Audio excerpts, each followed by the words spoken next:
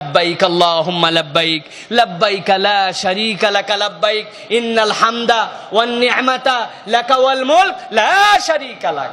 ভাইরে, এই তালবিয়ার শুধুমাত্র এই শিক্ষাটা যদি বুঝে ফেলতো হাজিরা, কি বলার জন্য যাচ্ছি, এই জাতীয় সঙ্গীতটা কি বলতেছি আমরা আল্লাহর জন্য, এই জাতীয় সঙ্গীত হজের কি বললাম এখানে, এইটুকু যদি খালি অনুভব করে নেয় হজ বোঝা হয়ে যাবে।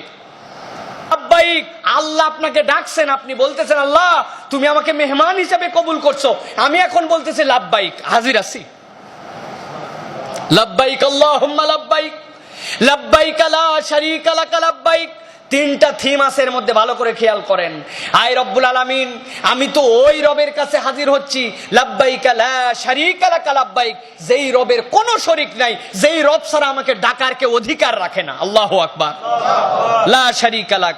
এরপরে আপনি বলতেছেন শোনেন আল্লাহ, এতদিন পর্যন্ত আমার কিছু মিস্টেক ছিল, কিছু ভুল ছিল, তিন ধরনের ভুল আল্লাহ আমি করছি। কি ভুল করছি আমি? এক নম্বর, আল্লাহ দুনিয়ার বুকে বুঝে না বুঝে কত লোকের তোষামদি করে, কত লোক যে আমি আল্লাহ প্রশংসার ভাগীদার বানায় দিয়েছি, কত লোকের যে আমি প্রশংসা করছি। কিন্তু আজকে যেই রবের কাছে আমি হাজির হয়েছি ক্ষমা নেওয়ার জন্য, আমি সাক্ষ্য দিচ্ছি ইন্নাল হামদা, ওই রবের সকল প্রশংসা আল্লাহ, বিশ্বাস করো তোমারই সব প্রশংসা। এতদিন পর্যন্ত যা তেলবাজি চাপাবাজি করছি এইগুলো সব আমার মিথ্যা আল্লাহ। ইন্নাল হামদা, আজকে ঘোষণা দিচ্ছি সকল প্রশংসা তোমার। ওয়ান নি'মাতা, দুনিয়ার বুকে যত অনুগ্রহ, যত যা পেয়েছি, যত ধরনের নিয়ামত পেয়েছি সব তোমার। বিভিন্ন কারণে বলছিলাম, যদি বস না থাকতো, যদি আব্বা না থাকতো, যদি নেতাজি না থাকতেন, যদি সভাপতি সাহেব আপনি না থাকতেন, আমার যে কি হতো, নানান কথাবার্তা আল্লাহ দুনিয়াতে বলছি। কিন্তু আজকে হজের ময়দানে বলতেছে এইগুলা ভুয়া কথা আল্লাহ, এইগুলা আপেক্ষিক কথা। আজকে মূল কথাটা তোমার কাছে বলছি, ওয়ান নি'মাতা, সকল নিয়ামত, সকল অনুগ্রহ তোমার, লাকা ওয়াল মুলক। তিন নম্বর বলছি, দুনিয়াতে উমুককে একটু ক্ষমতার ভাগীদার মনে করছিলাম, উমুকের ক্ষমতা ছিল, তুমুক একটু ক্ষমতা দিয়েছিল, নানান ক্ষমতার অংশীদারি বানাইছিলাম। কিন্তু আজকে বলছি আল্লাহ, যে আল্লাহ আমাকে ডাক দিছো, আমি লাব্বাইক বলছি, তার ব্যাপারে সাক্ষ্য দিচ্ছি লাকা ওয়াল মুলক, তুমি ছাড়া ক্ষমতা, রাজত্ব, মালিকত্ব এগুলা কারো নাই। এই তিনটা ঘোষণা যখন বান্দা দিবে, লাকা ওয়াল মুলক বলার পরে আবার বলতেছে আল্লাহ, ফাইনাল আবার একটু বলে দেই, লা শারীকা লাক, এই হামদে, এই নিয়ামতে, এই ক্ষমতায় কোনো শরীক নাই আল্লাহ, আমি আল্লাহ তোমার কাছে হাজির। সুবহানাল্লাহি বিহামদি। বান্দা এই তালবিয়া পড়তে পড়তে যখন আরাফাতের ময়দানে যায়, ওই তালবিয়া পড়তেছে বান্দা। আরাফাতের ময়দানে যাওয়ার পর আরাফাতে একটা সাক্ষী দেয়। কি সাক্ষী দেয়? আল্লাহ রাসূল সাল্লাল্লাহু আলাইহি ওয়াসাল্লাম বলছেন, আরাফাতের দোয়া হচ্ছে সর্বোৎকৃষ্ট দোয়া, এর থেকে উৎকৃষ্ট কোনো দোয়া নাই। পৃথিবীতে যত নবী রাসূল পাঠাইছেন আল্লাহ তাদেরকে দোয়া শিখাইছেন। আল্লাহ রাসূল বলছেন, আশহাদু আল্লা ইলাহা ইল্লাল্লাহু ওয়াহদাহু লা শারীকা লাহু লাহুল মুলকু ওয়া হুয়া আলা কুল্লি শাইইন কাদির।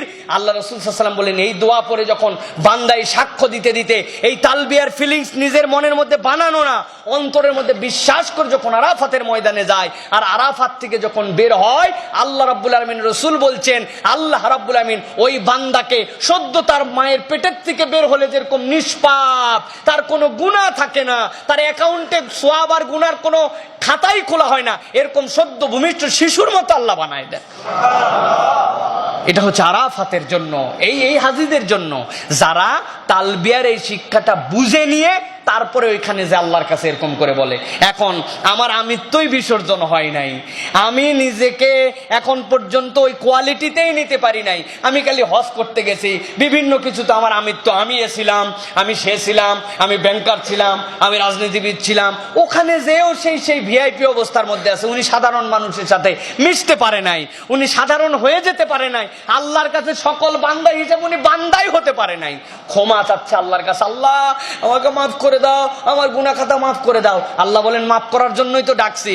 কিন্তু একজনের সাথে মানসিক একটু গন্ডগোল ছিল, উনাকে বলছে যে ভাই কি হয়েছে, দুই ভাইয়ের একটু গন্ডগোল, এই কথা কাটাকাটি, বাসে উঠানি একটা ক্যাসাল করছেন, একটু ঘুতাকে উনি ইচ্ছা করে লাগাইছে, উনি একটা ব্যাগ দিয়ে না হয় উনার এক মুরব্বীর জন্য সিট ধরছিল। আরে না, বলো না, তুমি দুনিয়া একদিক আমি একদিক, অরে মাফ করার কথা আমাকে বলবে না, আল্লাহ তুমি আমাকে মাফ করে দাও। আরে উনি একটা সাধারণ লোকরে মাফ করতে পারে না, উনি এদিকে কান্নাকাটি করে আল্লাহ মাফ করে দাও বলছে। আল্লাহ দেখবে না যে তুমি একটা আমার বান্দাকে তুমি মাফ করতে পারো না, তুমি ছোট্ট একটু মানসিক এই দূরত্ব দূর করে তাকে ক্ষমা করতে পারো না, তুমি তোমার দুনিয়া আখিরাতের সব গুনাহ মাপ নিয়ে তুমি জান্নাতে যাওয়ার জন্য আমি আল্লাহর কাছে মাপ চাও, লজ্জা করে না তোমার? প্রিয় ভাইরা, এইটা হচ্ছে হজের শিক্ষা। সকল মানুষকে আল্লাহ রাব্বুল আলামিন সমান বানায় দেন ওই জায়গায় নিয়ে যাওয়ার পরে। কিন্তু আমরা আমাদের এখন আধুনিক হজে এইগুলো অন্তরায় হয়ে গেছে আমাদের। আমরা স্ট্যাটাসওয়ালা হাজি, আমরা কোয়ালিটি সম্পন্ন হাজি। এমনকি আমাদের আলহামদুলিল্লাহ হজের তো গ্রেড হচ্ছে এখন, প্রথম গ্রেড, দ্বিতীয় গ্রেড, তৃতীয় গ্রেড, গ্রেড দিয়েও তো হাজি হচ্ছে।